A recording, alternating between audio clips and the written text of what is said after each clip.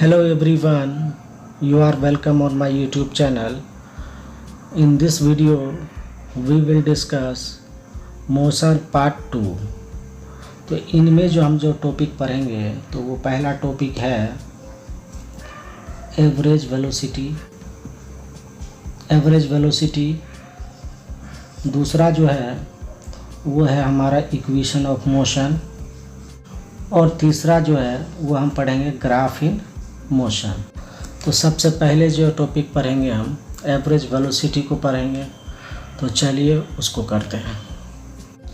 तो average velocity को हम डिफाइन कर सकते हैं total displacement by total time. Average velocity क्या होगा? टोटल या नेट डिस्प्लेसमेंट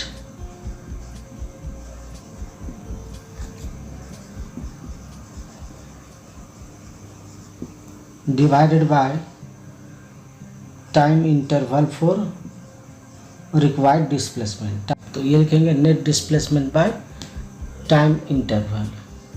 इसको सिंबॉलिकली हम लिखते हैं वी एवरेज। जैसे एवरेज स्पीड को लिखे तो वैसे इसको भी लिखेंगे, क्योंकि अब वेक्टर को यूज़ नहीं करते हैं तो वहाँ पर वेक्टर फॉर्म में ऐसे लिखते हैं, लेकिन हम यहाँ वेक्टर का यूज़ नहीं करेंगे, सिर्फ डायरेक्शन को मेंशन कर देंगे। तो यहाँ पर एवरेज वेलोसिटी है तो उसको लिखेंगे नेट डिस्प्लेसमेंट, तो इसको डेल्टा एक्स बोल दे सकते हैं, ठीक है। डिवाइडेड बाय टाइम इंटरवल तो डेल्टा टी बोलते हैं। डेल्टा मतलब क्या होता है? डेल्टा का मतलब होता है चेंज इन। तो यहाँ पर किस चीज़ का चेंज हुआ? तो पोजीशन का चेंज हुआ जो डिस्प्लेसमेंट दिया। और डेल्टा टी मतलब चेंज इन टाइम, तो डेल्टा का मतलब होता है चेंज इन। जिसमें लगा रहेगा उसमें क्या मतलब समझेंगे? Change in. तो यहाँ किस चीज़ का चेंज हो रहा है? तो चेंज इन पोजीशन, मतलब डिस्प्लेसमेंट दिया टोटल, और ये time interval T final minus T initial. तो इसको हम लिख सकते हैं x final minus x initial, T final minus T initial. तो ये हुआ आपको एवरेज वेलोसिटी। तो एक क्वेश्चन लेके समझते हैं व्हाट इज़ एवरेज वेलोसिटी। तो एक एवरेज वेलोसिटी का और भी फॉर्मूला होता है हमारे पास, एक फॉर्म में और लिख सकते हैं, तो उसको भी नोट कर लीजिए। एवरेज वेलोसिटी को हम u प्लस v/2 भी लिखते हैं। कब? जब एक्सीलरेशन हमारा कांस्टेंट रहेगा, फॉर कांस्टेंट एक्सीलरेशन। किसके लिए? तो फॉर कांस्टेंट एक्सीलरेशन। जब एक्सीलरेशन टाइम के साथ नहीं बदलता है तब हम इस फॉर्मूला का यूज करेंगे, नहीं तो इसका यूज नहीं कर पाएंगे। फॉर कांस्टेंट एक्सीलरेशन, तो इसके लिए हम करते हैं किसका? एवरेज वेलोसिटी का। जब एक्सीलरेशन जो हमारा यूनिफॉर्म रहे या कांस्टेंट रहे, ठीक है, तब ये फॉर्मूला का यूज करेंगे। और जब हमको एक्सीलरेशन कांस्टेंट हो या कांस्टेंट नहीं हो तब हम इस फॉर्मूला का यूज करेंगे। तो एक प्रॉब्लम लेके हम समझते हैं व्हाट इज़ एवरेज वेलोसिटी। तो हमारे पास यहाँ पर एक क्वेश्चन है, पार्टिकल स्टार्ट करता है पॉइंट ए से और बी तक जाता है, फिर उसके बाद ये सी तक पहुँच जाता है। तो इस सिचुएशन में टोटल टाइम इंटरवल जो है t1 = 0 से t2 = 10 सेकेंड तक गया है। तो यहाँ पर जो पूछा है हमसे एवरेज स्पीड पूछा है।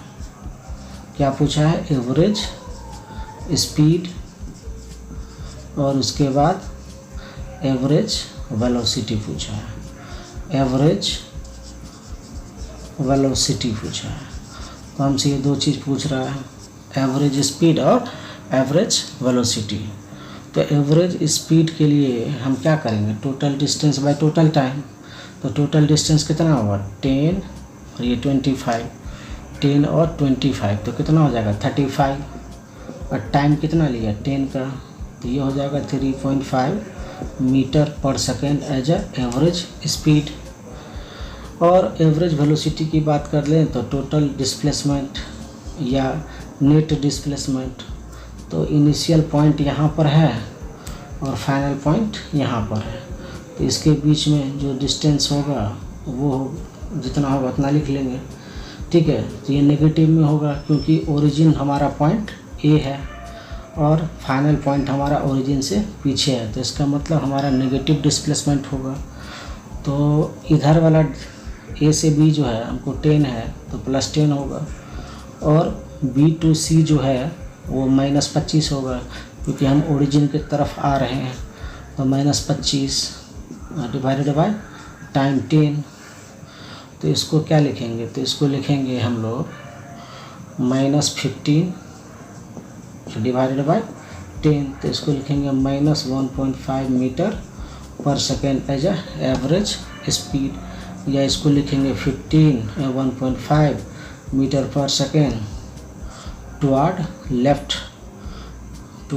लेफ्ट लिखेंगे, या इन वेस्ट लिखेंगे टुवर्ड लेफ्ट। डायरेक्शन देना पड़ेगा क्योंकि एवरेज वेलोसिटी भी क्या होता है, हमारा वेक्टर क्वांटिटी होता है एवरेज वेलोसिटी। तो ये हुआ एवरेज स्पीड और एवरेज वेलोसिटी का न्यूमेरिकल्स। तो चलिए अब करते हैं हम लोग ग्राफ इन मोशन का प्रॉब्लम को लेते हैं। एवरेज वेलोसिटी को हम इक्वेशन ऑफ मोशन में भी यूज करेंगे 1-2 क्वेश्चन में। तो सबसे पहले चलते हैं हम लोग इक्वेशन ऑफ मोशन को समझने के लिए। तो हमारे पास यहाँ 3 इक्वेशन ऑफ मोशन है जिसको प्रूफ हमको करना है। तो यहाँ पर सबका मीनिंग होता है, पहला इक्वेशन है v = u + at, दूसरा है s = ut + ½ at², और तीसरा है v² = u² + 2as, जहाँ पर u जो है हमको इनिशियल वेलोसिटी है, u क्या है इनिशियल वेलोसिटी, और v जो है वो है फाइनल वेलोसिटी, और a जो है वो है हमारा कांस्टेंट एक्सेलरेशन। कैसा एक्सेलरेशन है, तो कांस्टेंट एक्सेलरेशन है, और t जो है हमको टाइम है। ठीक है, तो ये सब इसका मीनिंग्स है सिंबल का। तो सबसे पहले जो प्रूफ करेंगे हम इक्वेशन 1 को प्रूफ करेंगे, ठीक है, और ग्राफ सीखने के बाद ग्राफिकल मेथड से भी इसका प्रूफ को लगाएंगे। तो पहले हम एनालिटिकल मेथड से इसका प्रूफ करते हैं। तो यहाँ पर हम प्रूफ करेंगे फर्स्ट इक्वेशन ऑफ मोशन को v = u + at का। तो मान लेते हैं कोई पार्टिकल जो है इसका इनिशियल वेलोसिटी u था, इनिशियल वेलोसिटी u था, तो इनिशियल वेलोसिटी जब भी होगा तो टाइम जो वहाँ का होगा वो 0 होगा। ठीक है, और ये कार या जो भी पार्टिकल है वो एक्सेलरेट करना शुरू किया। जब भी एक्सेलरेशन होगा तो वेलोसिटी में क्या होगा, चेंज होगा। जब भी एक्सेलरेशन होगा तो क्या होगा, वेलोसिटी का चेंज होगा, क्योंकि a = क्या पढ़ा है v - u/t। ये क्या है, चेंज इन वेलोसिटी। क्या होता था, change in velocity divided by change in time. क्या होता था, acceleration velocity, change in velocity divided by change in time होता था।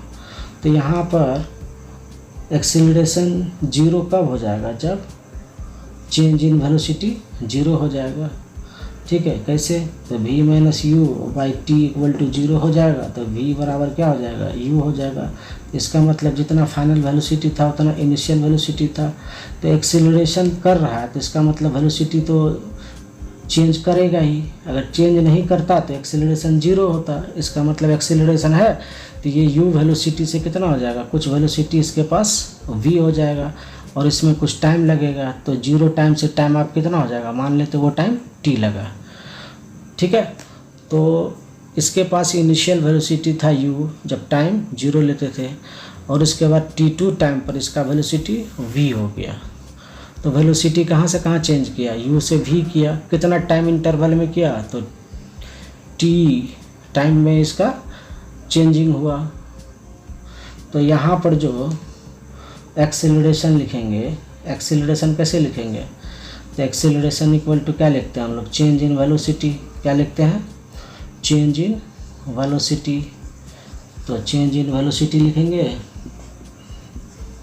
Divided by change in time, या टाइम इंटरवल भी लिख सकते हैं इसको, टाइम इंटरवल जिसमें ये चेंज हुआ, टाइम इंटरवल ले लेंगे। तो यहाँ पर एक्सेलरेशन को सिंबॉलिकली a लिखेंगे, और चेंज इन वेलोसिटी कितना हुआ, पहले u था बाद में v हो गया, पहले u था बाद में v हो गया, तो v - u क्या हुआ, चेंज इन वेलोसिटी। और टाइम कितना लिया, तो टाइम T2 और माइनस T1 का लिया, ठीक है। तो इसको और आगे लिखेंगे V माइनस U, T2 हमारा T है और T1 हमारा 0 है, तो T माइनस 0 लेंगे। तो इसको लिखेंगे A equal to V minus U by T। तो यहाँ पर ये T जो है इसके साथ मल्टीप्लाई हो जाएगा, तो AT इक्वल टू हो जाएगा V माइनस U, या V इक्वल टू क्या हो जाएगा, U माइनस है तो उधर आ जाएगा, तो U प्लस AT लिखेंगे, ठीक है। तो हमारे पास ये फर्स्ट इक्वेशन ऑफ मोशन क्या हो गया, प्रूफ हो गया। किसके मदद, तो एक्सेलरेशन के मदद से। ये फर्स्ट इक्वेशन ऑफ मोशन है। यहाँ पर A क्या है, A क्या है, कांस्टेंट एक्सेलरेशन है। तो यहाँ पर उसी सिचुएशन को लेंगे, जो एक पार्टिकल के पास इनिशियल स्पीड u था और t2 टाइम t पर इसका वेलोसिटी v हो गया, तो इस दरमियान में इसके पास जो एक्सेलरेशन था वो कांस्टेंट एक्सेलरेशन था। तो कांस्टेंट एक्सेलरेशन लगने के कारण इसका वेलोसिटी u से v हो गया। कितना टाइम के बाद, तो t टाइम के बाद। तो इस दरमियान in this interval of time it has covered some displacement 2। तो इसने इस दरमियान कुछ डिस्प्लेसमेंट को भी कवर किया है, ठीक है। तो हम जानते हैं डिस्प्लेसमेंट को जो लिखते हैं, डिस्प्लेसमेंट इक्वल टू क्या लिखेंगे, तो डिस्प्लेसमेंट इक्वल टू लिखेंगे एवरेज वेलोसिटी। क्या लिखेंगे, average velocity into time, average velocity into time लिखेंगे। तो एवरेज वेलोसिटी हमारे पास कितना है, एवरेज वेलोसिटी सबसे पहले डिस्प्लेसमेंट को हम s लिख लेते हैं, इक्वल टू है तो इक्वल टू यहाँ डालेंगे। और उसके बाद हमारे पास जो है टाइम कितना है, वो t माइनस 0, तो t टाइम टोटल टाइम है, टाइम इंटरवल t है। और average velocity into total time t से इंटू करेंगे, क्योंकि यहाँ से यहाँ तक में टाइम जो लगा वो t लगा, ठीक है। तो अब जो है एवरेज वेलोसिटी का फॉर्मूला हम लोग देखे हैं लास्ट में, वो u प्लस v बाय 2, ये हमारा एवरेज वेलोसिटी था इनटू टाइम, ठीक। और फर्स्ट इक्वेशन ऑफ मोशन हम जानते हैं v equal to u plus AT, जिसका प्रूफ हमने लास्ट में किया है। तो यहाँ पर v का जो वैल्यू है इसको हम u प्लस AT लिख सकते हैं। तो लिख लीजिए उसको s इक्वल टू u और v के बदले कितना डालेंगे, u प्लस AT डालेंगे, तो u प्लस AT लिखेंगे और डिवाइडेड बाय 2 हो जाएगा। उसके बाद मल्टीप्लाई है और यहाँ पर t है 2। अब जो हो जाएगा यहाँ पर हो जाएगा 2u, तो 2u और प्लस AT इंटू t और डिवाइडेड बाय 2 होगा, ठीक है। अब जो है इसको हम लिख सकते हैं आगे 2ut और प्लस AT स्क्वायर कितना होगा और डिवाइडेड बाय 2 होगा।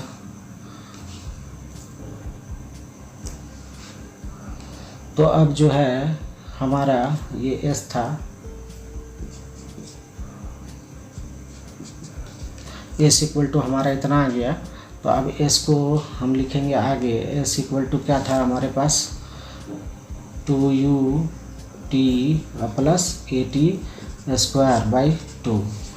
तो इस में 2 टर्म्स है, तो इसको हम लिख सकते हैं आगे 2u और t डिवाइडेड बाई 2, दोनों में 2 से डिवाइड होगा। अब प्लस है यहाँ पर तो प्लस होगा AT स्क्वायर बाई 2, ठीक है। तो इसको अब आगे लिखेंगे s इक्वल टू 2 कैंसिल हो जाएगा, तो क्या लिखेंगे ut प्लस ये 1/2 है इंटू AT स्क्वायर। तो ये हमारा सेकेंड इक्वेशन ऑफ मोशन हो गया, ठीक है। तो इसका शुरुआत कहाँ से कि एक पार्टिकल था, उसके पास इनिशियल वेलोसिटी u था, वो कांस्टेंट एक्सेलरेशन a से एक्सेलरेट करना शुरू किया, जिसके कारण t टाइम इंटरवल के बाद इसका वेलोसिटी v हो गया और इस दरमियान इसने डिस्प्लेसमेंट जो कवर किया वो s किया। तो डिस्प्लेसमेंट इक्वल टू क्या लिखेंगे, एवरेज वेलोसिटी गुना टाइम। तो डिस्प्लेसमेंट को s बोलेंगे, एवरेज वेलोसिटी को u प्लस v बाई 2 और टाइम t है। और इस v को u प्लस ए टी लिखेंगे from first equation of motion. तो यहाँ पर 2u हो जाएगा, ये दोनों u प्लस u, तो 2u हमने लिख दिया। और ये 80 है तो 80 लिखेंगे, और ये t से मल्टीप्लाई दोनों को होना है, तो ये 2ut और प्लस 80 स्क्वायर बाई 2 हो गया। तो यहाँ पर अब s को लिख सकते हैं 2ut और प्लस हाफ 80 स्क्वायर बाई 2। तो यहाँ पर स्प्लिट कर लेंगे टर्म्स को, तो 2ut बाई 2 प्लस है तो प्लस लेंगे 80 स्क्वायर बाई 2। तो हमारे पास s equal to ut plus half 80 square का प्रूफ हो गया। तो ये हो गया प्रूफ्ड। ठीक है, अब चलते हैं थर्ड इक्वेशन ऑफ मोशन को प्रूफ करने के लिए। तो चलिए अब थर्ड इक्वेशन ऑफ मोशन को प्रूफ करते हैं। V square equal to u square plus 2as को प्रूफ करते हैं। तो यहाँ पर भी क्या मानेंगे, पार्टिकल था जिसके पास इनिशियल वेलोसिटी u था, टाइम 0 पे, एक्सीलरेशन कांस्टेंट एक्सीलरेशन के साथ ये एक्सीलरेट करना शुरू किया, तो इसका वेलोसिटी चेंज होके v हो गया, इंक्रीज होके v हो गया। तो वो टाइम जो था हमारा वो t था, और इस दरमियान इसने s डिस्टेंस को कवर किया। तो यहाँ पर भी जो लिखेंगे एवरेज डिस्प्लेसमेंट जो लिखेंगे वो क्या लिखेंगे, डिस्प्लेसमेंट इक्वल टू लिखेंगे average velocity into total time. तो टोटल टाइम हमारा कितना लिया, t लिया है, तो टोटल टाइम, तो डिस्प्लेसमेंट s हुआ, और एवरेज वेलोसिटी हमारा क्या हुआ, u plus v by 2 into total time t लिया है। ठीक है, और हम जानते हैं फर्स्ट इक्वेशन ऑफ मोशन से v equal to u plus a t होता है। तो यहाँ पर ये जो t है, तो t को निकालेंगे तो वो हो जाएगा v माइनस यू बाई ए हो जाएगा। ठीक है, तो अब इसको यहाँ पर डाल देते हैं, तो s इक्वल टू हो जाएगा u प्लस वी बाई 2, और t हमारा कितना है, और v माइनस यू बाई ए है। अब इसको और आगे करके लिखेंगे v plus you by 2 into फिर लिखेंगे v माइनस यू बाई ए लिखेंगे। ठीक है, v प्लस यू को हम u प्लस v को हम v प्लस यू भी लिख सकते हैं, इसको पहले इसको बाद में लिख सकते हैं, कोई दिक्कत नहीं है। तो और आगे हम लिख सकते हैं 1/2a लिख सकते हैं, इधर s है, s इक्वल टू 2a, और इधर जो हो जाएगा ये v square minus u square होगा, क्योंकि हम जानते हैं a plus b into a minus b. इसको क्या लिखते हैं हम लोग, 8 क्लास में पढ़ा होगा आपने, ए स्क्वायर माइनस बी स्क्वायर लिखते हैं। ठीक है, तो ये 2as को इधर भेज देते हैं, तो ये हो जाएगा 2as equal to b square minus u square. तो इसको आगे हम लिख सकते हैं v square is equal to u square plus 2as।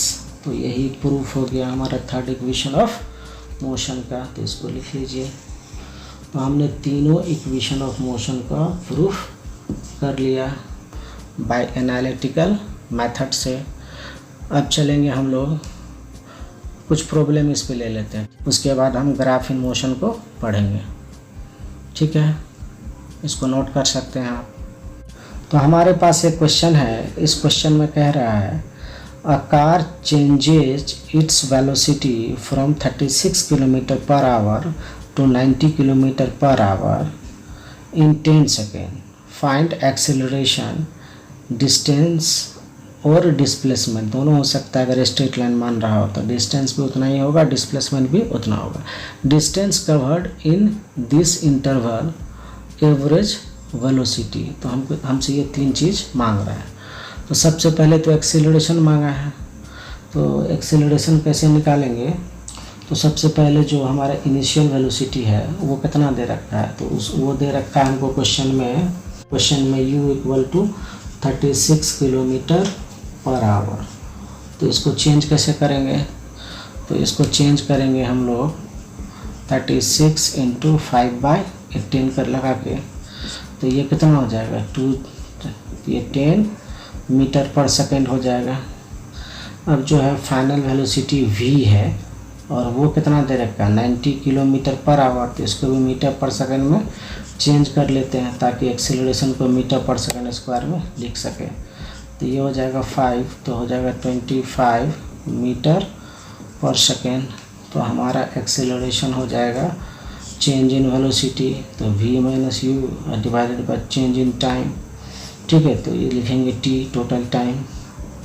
तो वेलोसिटी जो फाइनल है वो 25 है और इनिशियल वेलोसिटी हमारा 10 है और टाइम इंटरवल जो है वो 10 सेकंड का है।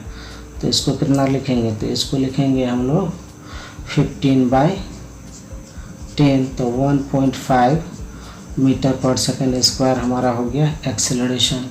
तो part 1 of the question clear हो गया। अब पार्ट 2 की बात कर लें तो हमसे पूछा है distance covered in this interval of time.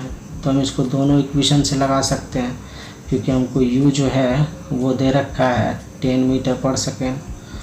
ठीक है, और v हमको दे रखा है 25 मीटर पर सेकेंड। ठीक है, और एक्सेलरेशन हमने निकाला है वो निकला है 1.5 मीटर पर सेकेंड स्क्वायर। तो हमसे पूछ रहा है s कितना होगा उसको निकालिए। ठीक है, तो इससे अगर निकालेंगे तो हम क्या लिखेंगे, third equation of motion v square equal to u square plus 2as। तो यहाँ पर क्या लिखेंगे, यहाँ लिखेंगे v square equal to u square plus 2as। v पता है, u पता है, a पता है, s निकल आएगा। तो v हमारा जो है 25 का स्क्वायर हो गया और u जो था वो 10 का स्क्वायर हो गया और ये जो है हमारा कितना है 1.5 इंटू s। तो इसको क्या लिखेंगे 25 का स्क्वायर माइनस 10 का स्क्वायर और ये 3 इंटू s उस साइड रह गया।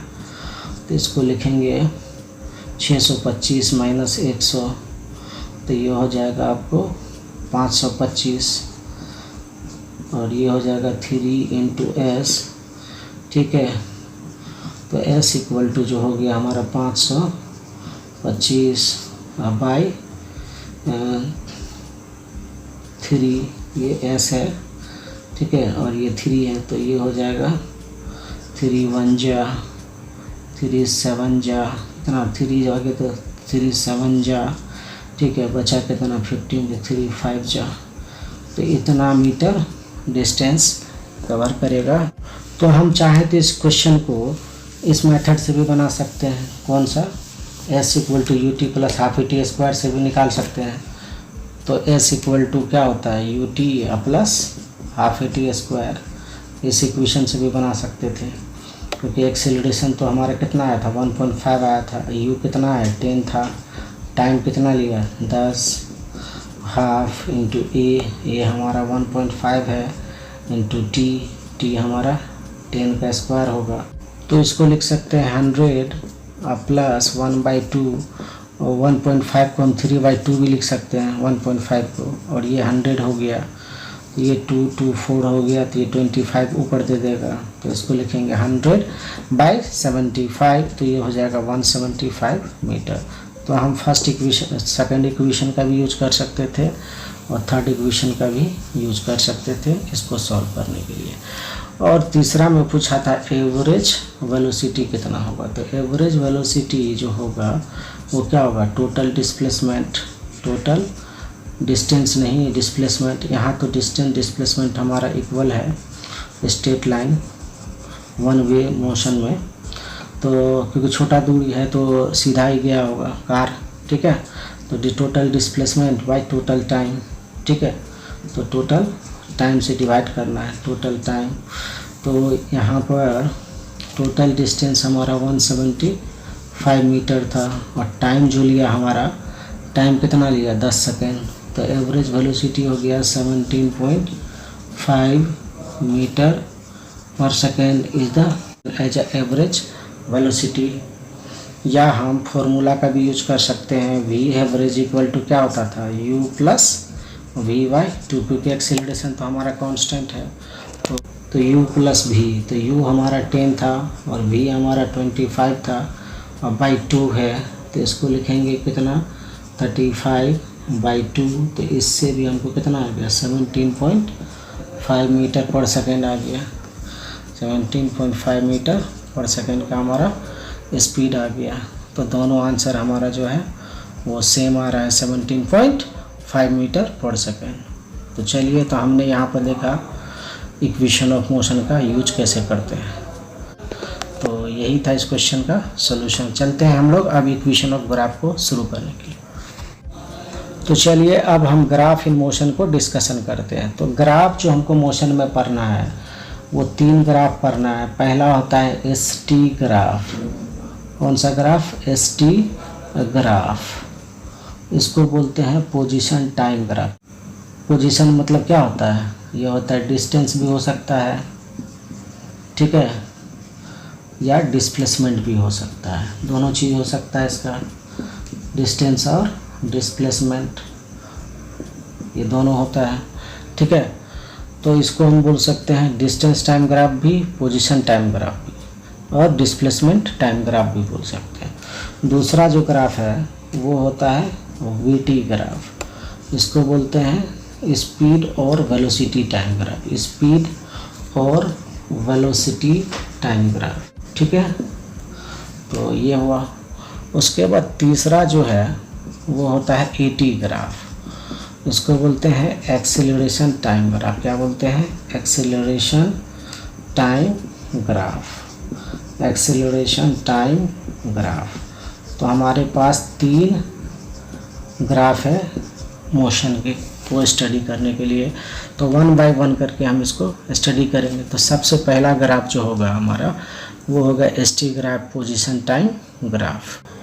तो ST ग्राफ में हम y एक्सिस पे लेते हैं पोजीशन को, तो यहाँ पर ले लेंगे S, और x एक्सिस पे लेते हैं टाइम को। तो सबसे पहला जो केस होता है इसको समझते हैं, केस 1। तो केस 1 में क्या होता है, यहाँ पर ओरिजिन है, इसको O मान लेते हैं। यहाँ पर पोजीशन भी 0 है और टाइम भी 0 है। कहाँ पर? यहाँ पोजीशन भी 0 है और टाइम भी 0 O पर। तो एक ग्राफ ऐसा दिखा रहा है पहला सिचुएशन में। तो इस ग्राफ को देखकर हमको क्या समझ में आता है? पार्टिकल मोशन कर रहा है या रेस्ट में है? तो ये पार्टिकल रेस्ट में है। कैसे रेस्ट में है? कैसे समझ में आ गया जो रेस्ट में है? इस O से इस ग्राफ का ऊंचाई जो बताता है वो क्या बताता है? पोजीशन। तो पहले कुछ पोजीशन होगा, मान लेते हैं x मीटर पर ये यहाँ पर है, या x बराबर 8 मीटर पर यहाँ पर है। तो टाइम 1 सेकेंड अगर लेंगे तो इसका पोजीशन ग्राफ कहाँ बताएगा? ग्राफ पोजीशन यहीं तक जाएगा। तो कितना दिखाया? 8 मीटर ऊंचाई मिला हमको, 8 मीटर। फिर दूसरा सेकंड की बात कर लें तो दूसरा सेकंड पे भी ग्राफ का पोजीशन हमको कितना दिखा रहा है? 8 मीटर। थोड़ा ग्राफ समझने में दिक्कत आता है, 2 बार रिवाइज कीजिएगा, ऐसी चीज़ को समझ में आता है। 1 सेकंड पर इसका पोजीशन बताया 8 मीटर। यहाँ पर कितना है? 8 मीटर मान लिया था हमने। तो दूसरा सेकंड के बाद भी ग्राफ का पोजीशन हमको 8 मीटर ही बता रहा है। अगर तीसरा सेकंड की बात कर ले तो तीसरा सेकंड पे भी ग्राफ का पोजीशन हमको कितना बता रहा है? तो 8 मीटर ही बता रहा है। तो इसका मतलब टाइम तो पास हो रहा है। इसका क्या मतलब? टाइम तो निकल रहा है, लेकिन पोजीशन 8 मीटर से ज़्यादा दूर जा नहीं रहा है, 8 मीटर से चेंज नहीं हो रहा है। तो पार्टिकल को किस में मानेंगे? रेस्ट में कि मोशन में? तो पार्टिकल को हम रेस्ट में मानेंगे। क्यों मानेंगे? Particle is not changing their position with passage of time. तो लिखेंगे यहाँ पर since particle is not changing their position with passage of time, with passage of time। Time के साथ पार्टिकल में पोजीशन में कोई चेंजिंग नहीं हो रहा है, इसीलिए पार्टिकल रेस्ट में। इसका वेलोसिटी कितना होगा? 0। इसका एक्सेलरेशन क्या होगा? 0। रेस्ट में है, ना वेलोसिटी है ना एक्सेलरेशन है। तो ये ग्राफ क्या बताया? जो पार्टिकल रेस्ट में है, ठीक है।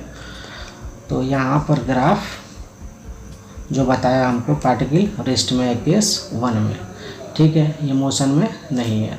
तो चलिए अब दूसरा केस 2 पर हम बात करते हैं। तो यहाँ पर केस 2 में बात कर लेते हैं ST ग्राफ का, ठीक है। तो ग्राफ जो हमको दे रखा है कुछ ऐसा दे रखा है, स्ट्रेट लाइन है लेकिन वो ऑब्लिक टू एक्स एक्सिस और वाई एक्सिस है, टाइम एक्सिस और पोजीशन एक्सिस के ऑब्लिक है। ये ग्राफ हमको क्या सब बता रहा है, तो इसको हम डिस्कस करेंगे। तो यहाँ हम देख रहे हैं टाइम बदल रहा है तो पोजीशन भी बदल रहा है। t1 टाइम पर इसके पास पोजीशन s1 है, t2 टाइम पर इसके पास पोजीशन कितना है, s2 है, ठीक है, और t3 टाइम पर इसका पोजीशन s3 है, ठीक है। तो यहाँ पर टाइम के साथ पोजीशन भी चेंज हो रहा है। तो ये पार्टिकल रेस्ट में थोड़े ना हुआ, ये पार्टिकल मोशन में हुआ। पार्टिकल इज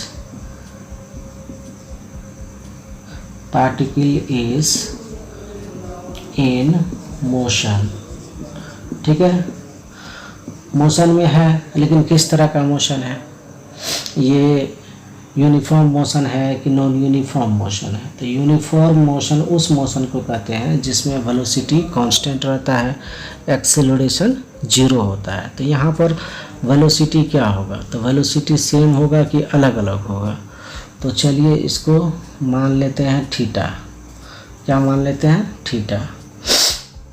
तो यहाँ पर एक चीज़ और भी पढ़े होंगे आप, कोई लाइन का स्लोप, ये पढ़े होंगे या नहीं तो अभी देख लीजिए। स्लोप पहले समझाते हैं। तो स्लोप क्या होता है, कोई लाइन का, किसका स्लोप होगा, तो लाइन का स्लोप क्या होगा, इस ग्राउंड से ये लाइन कितना रेज्ड है तो इसको बोलते हैं परपेंडिकुलर, और इसको क्या बोलते हैं, बेस। तो किसी भी लाइन का स्लोप जो होता है वो क्या होता है, स्लोप इक्वल टू होता है परपेंडिकुलर अपॉन बेस होता है, परपेंडिकुलर अपॉन बेस, ठीक है। तो यहाँ पर जो पॉइंट ए का स्लोप, पॉइंट बी का स्लोप और पॉइंट सी का स्लोप सेम होगा या अलग अलग होगा, तो यहाँ पर सेम होगा। क्यों होगा, क्योंकि ये क्या लाइन है, ये लाइन जो है हमारा स्ट्रेट लाइन है, ठीक है। इसका जो ढलान होगा वो थीटा एंगल बना रहा है तो थीटा यहाँ भी बनेगा। अगर इसका ऊंचाई है तो ये भी यहाँ पर कितना कंस्ट्रक्ट करेगा, थीटा। यहाँ पर अगर आ जाए तो इसका स्लोप कितना बनेगा, तो जो थीटा होगा वही स्लोप होगा, ठीक है। तो इस पोजीशन के लिए, इस पोजीशन के लिए, इस पोजीशन के लिए स्लोप कितना होगा, थीटा ही होगा। और ये टाइम इंटरवल जो होगा वो इक्वल टाइम इंटरवल होगा, ठीक है। तो ये टेन थीटा क्या होगा, स्लोप। आप ट्रिग्नोमेट्री अगर नहीं जानते हैं, ट्रिग्नोमेट्री जानना चाहिए आपको, तो स्लोप क्या होता है, परपेंडिकुलर अपॉन बेस, इसी को बोलते हैं टेन थीटा। आप ट्रिग्नोमेट्री पढ़ेंगे एक्स्ट्रा करके तो पढ़ेंगे तो समझ में आएगा टेन थीटा, ठीक है। तो यहाँ पर टेन थीटा क्या हो गया, परपेंडिकुलर बाय बेस। तो यहाँ पर पॉइंट ए पर जो टेन थीटा होगा, टेन थीटा इक्वल टू क्या हो जाएगा, पॉइंट ए के लिए एट पॉइंट ए, यहाँ पर टेन थीटा क्या होगा, तो यहाँ टेन थीटा होगा s1 by t1, position by time, ये देता है हमको स्पीड, ठीक है। उसके बाद s2 बाई t2 जब करेंगे तो ये क्या देगा, तो ये भी देगा टेन थीटा ही देगा। क्यों देगा टेन थीटा, क्योंकि ये ऊंचाई जो हो गया s2 हो गया, ठीक है, और ये लंबाई क्या हो गया, t2 हो गया। तो s2 बाई t2 वो भी क्या देगा, टेन थीटा, ठीक है। और s3 बाई t3, s3 क्या होगा, तो ये होगा s3, यहाँ से यहाँ तक s3 होगा, और ये पूरा क्या होगा t3, तो ये भी क्या देगा, टेन थीटा।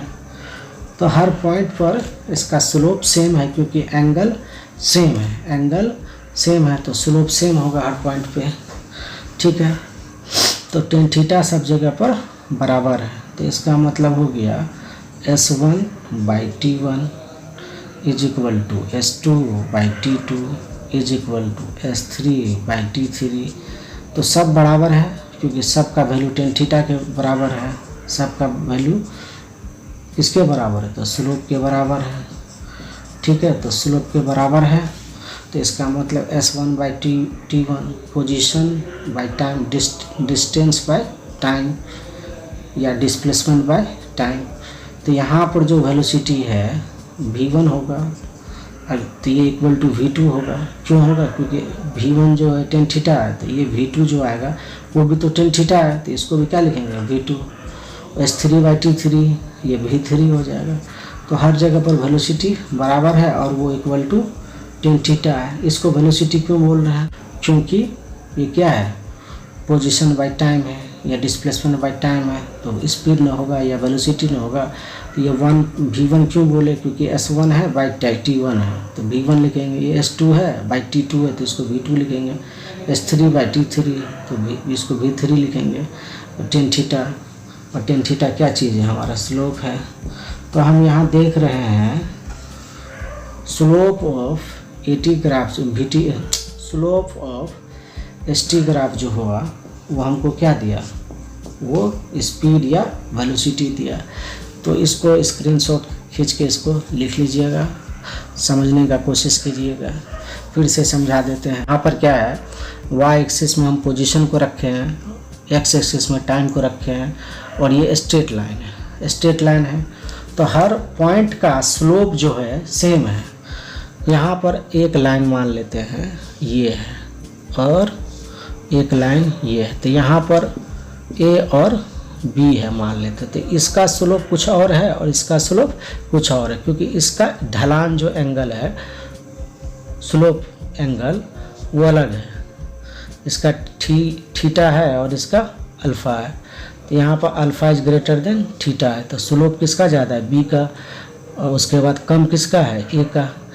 तो यहाँ पर पॉइंट A है, यहाँ पर पॉइंट B है, तो इन दोनों का स्लोप सेम होगा कि अलग अलग होगा, तो सेम होगा, क्योंकि इसके लिए भी क्या बनेगा थीटा, इसके लिए भी क्या बनेगा थीटा। तो पॉइंट A अगर ये x है ये y है, तो x का भी स्लोप थीटा है, tan थीटा है, और y का भी स्लोप tan थीटा है। ठीक है, tan थीटा क्या होता है, परपेंडिकुलर अपॉन बेस होता है। तो स्ट्रेट लाइन पर सब पॉइंट, जितने भी पॉइंट्स होगा सबका स्लोप सेम होगा, और सबका स्लोप क्या देगा, तो हमको वेलोसिटीज़ देगा। तो यहाँ पर सब पॉइंट का वेलोसिटी सेम है, इसका मतलब बॉडी जो है यूनिफॉर्म मोशन कर रहा है, उसका velocity is not going to be zero. तो यहाँ पर इसको हम फिर से लिखते हैं, इसमें क्या सब लर्न किए हैं, इसको इरेज करके। तो चलिए उसको भी देखते हैं। तो चलिए इस स्लाइड पर हम केस 2 को फिर से अच्छा तरह से समझते हैं। हम जान रहे हैं आपके लिए वो थोड़ा टफ है, तो यहाँ पे ज़्यादा क्लियर होगा अगर आपने पेशेंस से लास्ट वाला स्लाइड को देखा होगा, तो ये समझ में आएगा। नहीं तो फिर इस टीचर के पास, उस टीचर के पास या बुक से कभी समझ में जल्दी नहीं आएगा। मेहनत करने से ही सीखने को मिल सकता है, थोड़ा बर्दाश्त भी करना पड़ता है। ठीक है, अगर अच्छा से समझना है तो बर्दाश्त भी करना। तो केस 2 को फिर से हम पढ़ते हैं, शॉर्टकट में इस बार पढ़ते हैं और अच्छा से पढ़ते हैं। तो ये जो y एक्सिस है पोजीशन दिया, और ये जो दिया t टाइम दिया, तो यहाँ पर हुआ क्या, हमारा ग्राफ ऐसा था। ठीक है, ग्राफ स्ट्रेट लाइन था और कुछ एंगल पर इंक्लाइन था। तो ये स्ट्रेट लाइन है, तो यहाँ पर जितने भी सारे पॉइंट्स होंगे सबका ढलान, सबका स्लोप जो होगा, स्लोप डिपेंड करता है थीटा पे, स्लोप किस पे डिपेंड करता है, थीटा पे। और कोई भी लाइन है अगर उसका स्लोप निकालना है, ग्राउंड के साथ कितना स्लोप बनाया, तो यहाँ पर अगर मान लीजिए थीटा एंगल है, तो इसका स्लोप जो होगा ये परपेंडिकुलर, और ये पॉइंट ऑफ इंटरसेक्शन जो ग्राउंड से कर रहा है उससे इसका फुट का दूरी।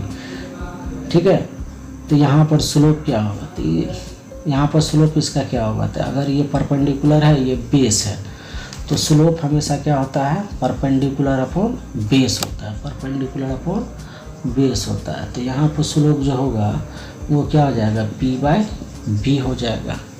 ये इसका क्या हो गया, स्लोप हो गया। अब यहाँ पर स्ट्रेट लाइन है, इसको अगर बढ़ा भी देंगे तो इसका स्लोप क्या हो जाएगा, सेम ही रहने वाला है।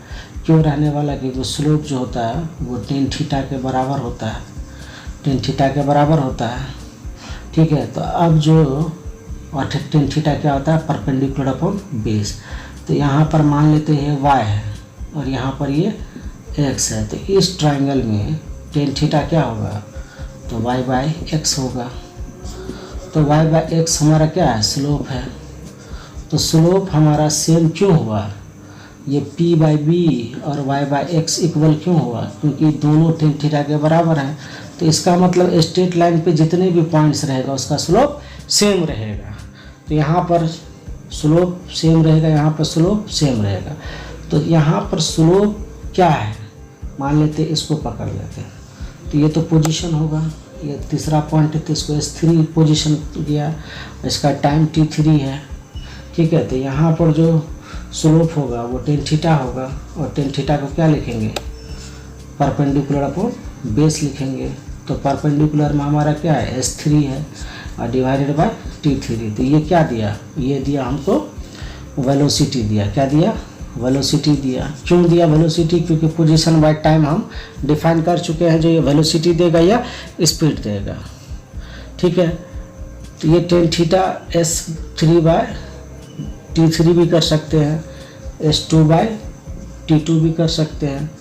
तो टेन थीटा बराबर ही ना S2/T2 होगा, टेन थीटा बराबर ही ना S1 डिवाइडेड बाय T1 होगा, ठीक है। तो S1/T1 या S2/T2 या S3/T3 ये सब क्या देगा, टेन थीटा देगा। और टेन थीटा क्या दिया, वेलोसिटी दिया। तो वेलोसिटी ये भी हुआ, ये भी वेलोसिटी हुआ, ये भी वेलोसिटी हुआ, ठीक है। तो वेलोसिटी सब जगह बराबर है। तो कहने का मतलब ये हो गया, अगर स्ट्रेट लाइन रहेगा तो हर जगह पर वेलोसिटी सेम रहेगा। इसका स्क्रीनशॉट ले सकते हैं। तो अब सीधा बोलेंगे, अगर हमारे पास ये पोजीशन टाइम ग्राफ में ये t है और ये s है, तो यहाँ पर हर पॉइंट पर इसका वेलोसिटी सेम रहेगा। तो क्या लिखेंगे इसमें लिखेंगे, इस ग्राफ के लिए लिखेंगे वेलोसिटी कांस्टेंट हो गया। जब वेलोसिटी कांस्टेंट है तो एक्सीलरेशन 0 होगा। क्यों 0 होगा, क्योंकि हम जानते हैं, तो a 0 क्यों है, a 0 क्यों है, क्योंकि हमारा वेलोसिटी कांस्टेंट है। तो a बराबर क्या होता है, v - u/t होता है। यहाँ पर हमारा v और u बराबर है। क्यों बराबर है, क्योंकि कांस्टेंट है। तो यहाँ पर v - u क्या देगा, 0 देगा। क्यों 0 देगा, क्योंकि जितना v है उतना u है। तो अगर वेलोसिटी कांस्टेंट रहेगा तो एक्सीलरेशन क्या हो जाएगा, 0 हो जाएगा। कितना हो जाएगा एक्सीलरेशन, 0 हो जाएगा एक्सीलरेशन। तो इसीलिए अगर वेलोसिटी कांस्टेंट है तो एक्सीलरेशन 0 है।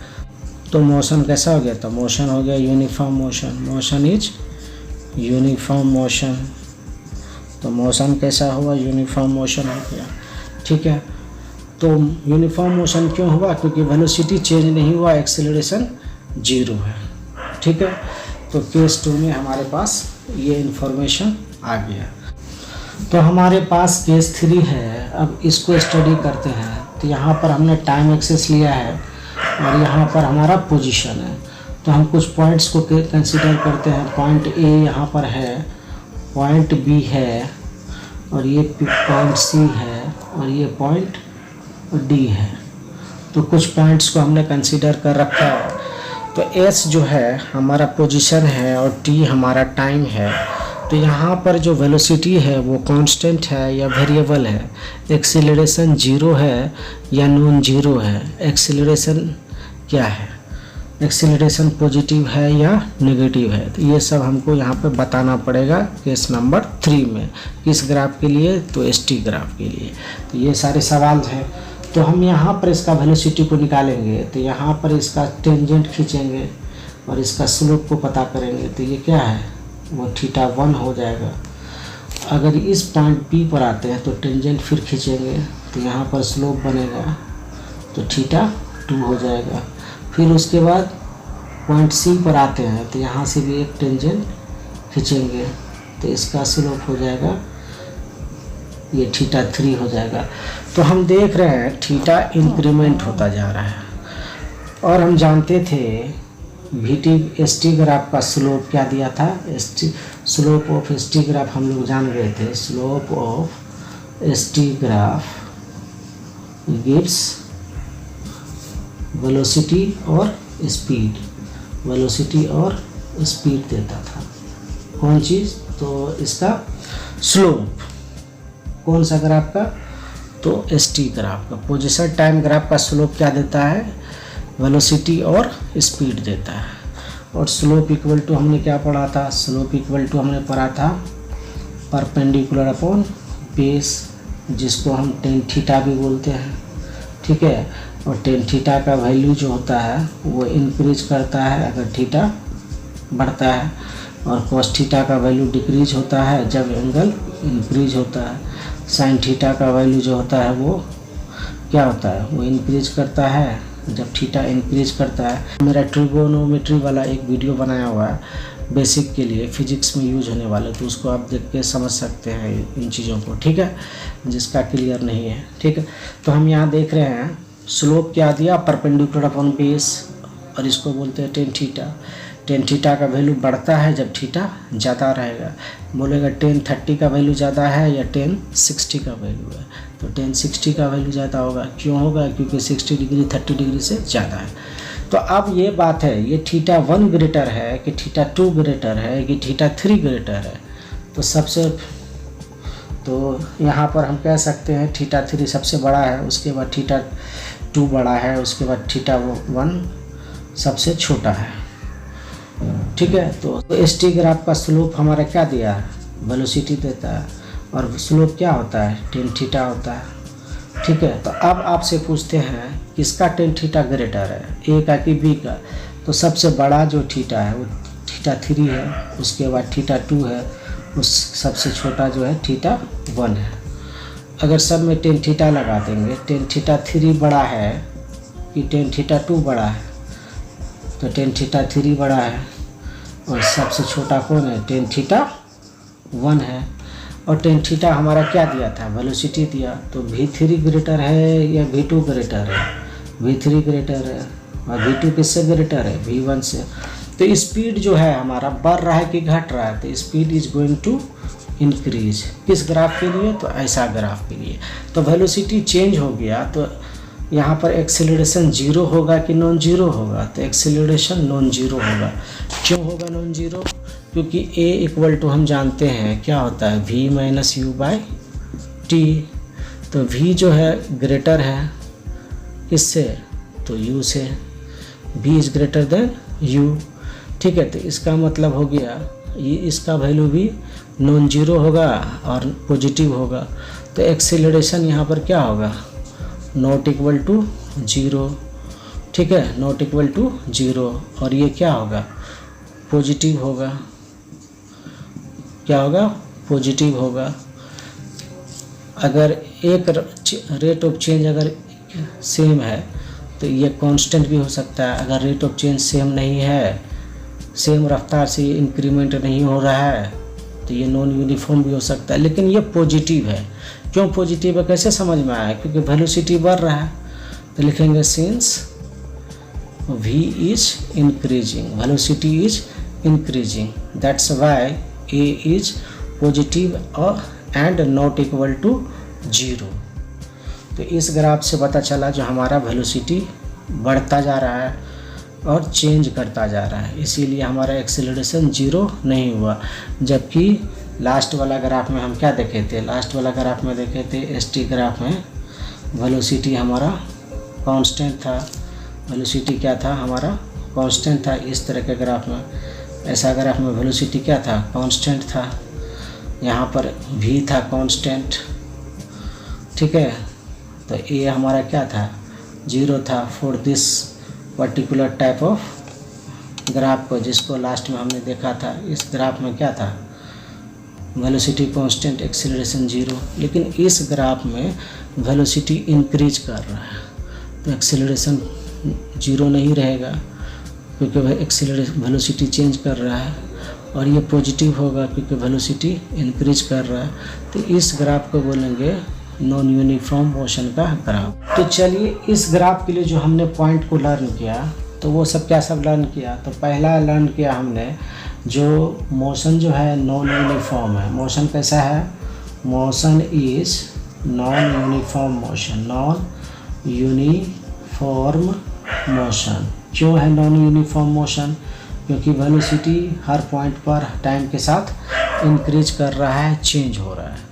दूसरा पॉइंट हमने जो नोट किया करना है यहाँ पे वो है वेलोसिटी जो है v1 is less than v2 is less than v3। क्यों? Since tan θ1 is less than tan θ2 is less than tan θ3। तो ये हुआ था, ठीक है। और एक्सीलरेशन जो है हमारा नॉट जीरो है, ठीक है। क्यों नॉन जीरो है? क्योंकि हमारा v इक्वल टू u नहीं है, दैट मीन्स बहुत कांस्टेंट वेलोसिटी नहीं है। Velocity is changing, velocity is changing, velocity is changing, so acceleration is not equal to zero. और हमने देखा एक्सीलरेशन जो है वो पॉजिटिव है। कैसा है? पॉजिटिव है। तो क्यों पॉजिटिव है भाई? क्योंकि इसका वेलोसिटी जो है वो इंक्रीज कर रहा है। क्या कर रहा है? इंक्रीजिंग हो रहा है वेलोसिटी, इंक्रीजिंग कर रहा है वेलोसिटी, इसीलिए एक्सेलरेशन जो होगा हमारा वो पॉजिटिव होगा। तो केस नंबर 4 में हम ST ग्राफ को चलिए डिस्कशन करते हैं। तो यहाँ पर कुछ पॉइंट्स को ले लेते हैं।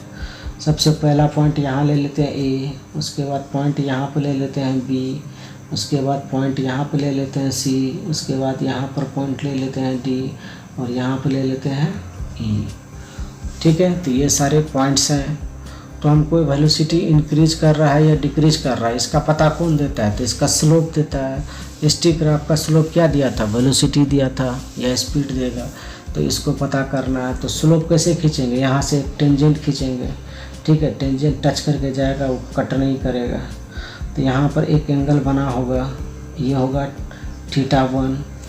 फिर उसके बाद यहाँ B पर से एक टेंजेंट खींचेंगे, ठीक से खींचेंगे सावधानी से, तो ये θ2 हो जाएगा।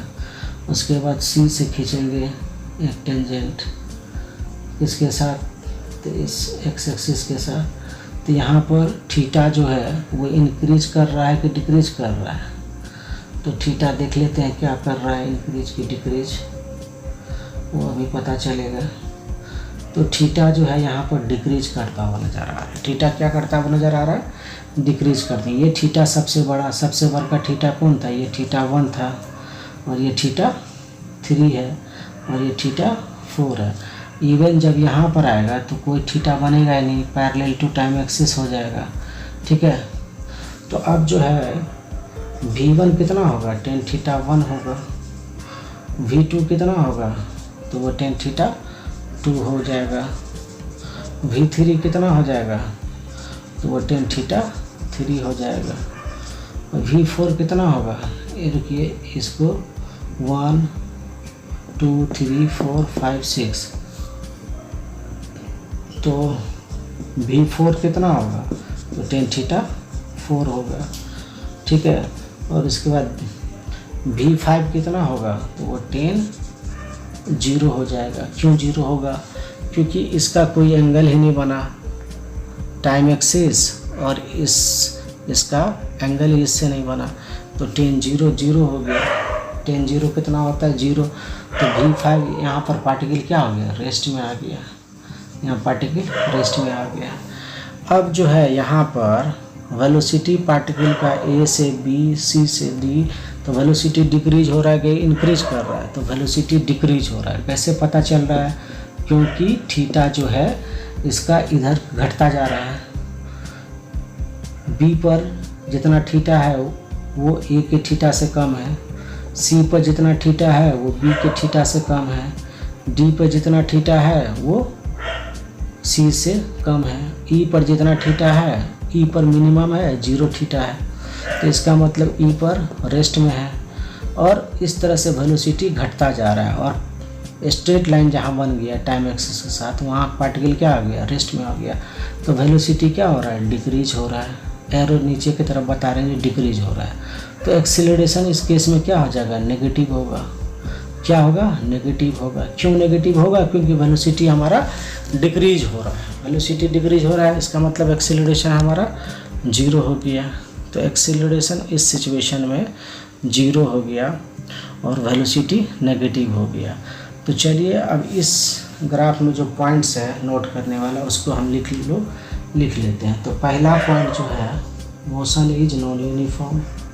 Motion is non uniform. क्यों है नॉन यूनिफॉर्म? क्योंकि वेलोसिटी हर पॉइंट पे चेंज हो रहा है और वो डिक्रीज हो रहा है। चेंज होना ही बोलते हैं नॉन यूनिफॉर्म।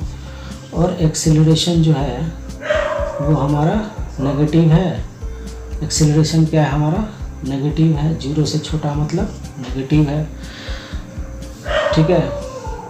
और यहाँ पर एक्सेलरेशन नेगेटिव है, ये तो लिख ही दिया हमने। और वेलोसिटी जो है वो डिक्रीज हो रहा है। वेलोसिटी क्या हो रहा है? डिक्रीज हो रहा है, इसीलिए एक्सेलरेशन नेगेटिव है। मोशन कैसा है? तो नॉन यूनिफॉर्म है। स्पीड कौन देता है? तो स्लोप देता है। यहाँ पर ई पर रेस्ट में क्यों है? क्योंकि यहाँ पर स्लोप 0 है, पैरेलल टू टाइम एक्सिस हो गया। टाइम एक्सिस के रिस्पेक्ट में इसका स्लोप 0 हो गया, ठीक है। मैक्सिमम वेलोसिटी कहाँ है? तो मैक्सिमम वेलोसिटी ए पर है। मिनिमम वेलोसिटी कहाँ है? तो ई से पहले वाला पॉइंट पर मिनिमम है, जस्ट पहले वाला पॉइंट पर मिनिमम है और ई पर 0 है। तो हमने देख लिया ये फोर्थ केस। अब चलते हैं हम लोग वीटी ग्राफ को डिस्कस करने के लिए। तो एक पॉइंट और था इसमें जो डिस्कस तो हमने कर ही लिया, फिर भी याद करा देते हैं आपको। Slope of eighty graph gives speed और वेलोसिटी। 2 बार वीडियो को देखेंगे मेरा, तब समझ में आएगा पूरा बात। नहीं तो बुक से या कोई टीचर पर्टिकुलर पढ़ाएंगे भी तो 1 बार में समझ में, 2 बार में, 3 बार में नहीं आएगा। इससे ये होगा तो ज़्यादा क्लियर होगा आपका, ठीक है, आई गारंटेड। सॉरी, आज के वीडियो में हम सिर्फ एसटी ग्राफ को करेंगे और नेक्स्ट वीडियो में हम वीटी ग्राफ और एटी ग्राफ को एक साथ करेंगे।